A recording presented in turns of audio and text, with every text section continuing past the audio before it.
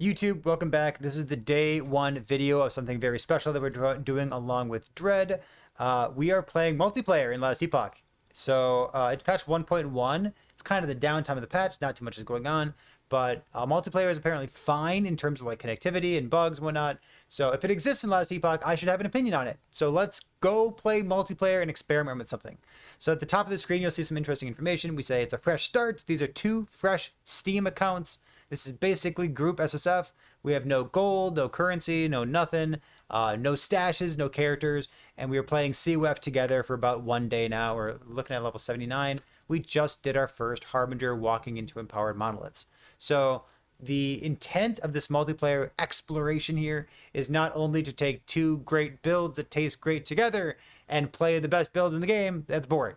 We are playing explicitly like a combo build.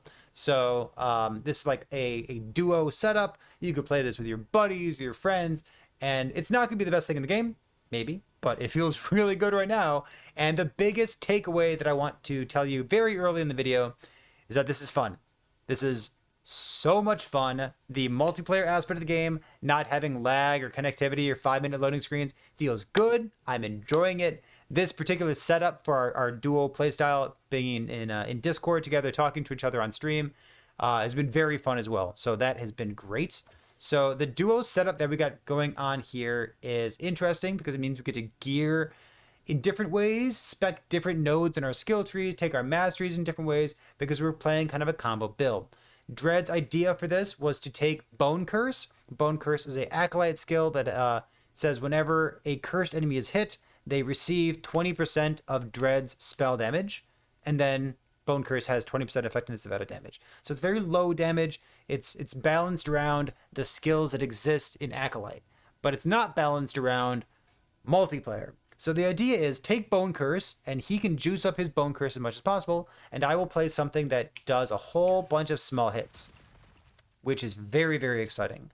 The best thing to do with this combo build is probably just Frostclaw of some flavor. You could Frostclaw plus cast speed. You could Frostclaw plus 40 mana plus spark charges on hit as a Sork. Something to get a whole bunch of separate hits in the build. What we're doing here is a Marksman because I haven't played a Marksman, and it seemed like a pretty good thing to do. Probably not the best, but pretty good. We have a bunch of small hits coming in from Explosive Trap. Once we get all of our plus levels of skills, we'll be shooting this out to have our 4 traps there for all the conversion, plus 1 unconverted.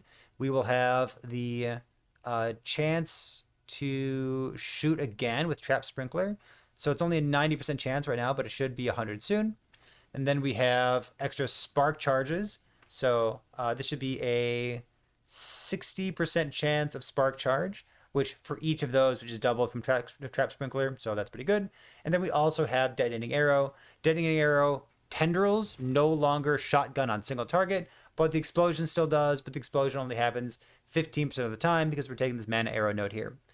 What I'm trying to say is we have a lot of small hits, especially with Shuriken spinning around ourselves and our dragon song. So we have a lot of small hits, and it's a very enjoyable play experience for me because I'm not lagging. Dread's lagging a little bit, but my experience has been excellent so far because I just get to be an artillery cannon. It's like playing a marksman, but you only build quality of life. You only build utility. You only build mana regeneration and things to make your life better. You only build tankiness, and you don't care at all about damage output.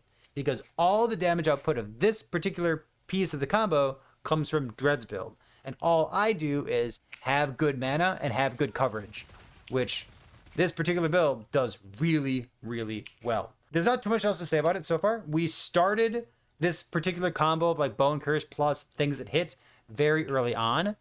So it felt good while leveling as well. It felt really good while we were like killing monolith bosses. Yeah, and I guess we'll see how it goes. What we're thinking right now is like, what kind of rings do I want? Because I kind of want like minus mana cost of rings in order to enable Acid Flask as well. I turned off the Acid Flask node because it was too much mana. Because right now it costs 4 mana because I only have 1 -3 mana cost. So I guess Acid Flask is currently doing nothing for us because I don't have it spec'd.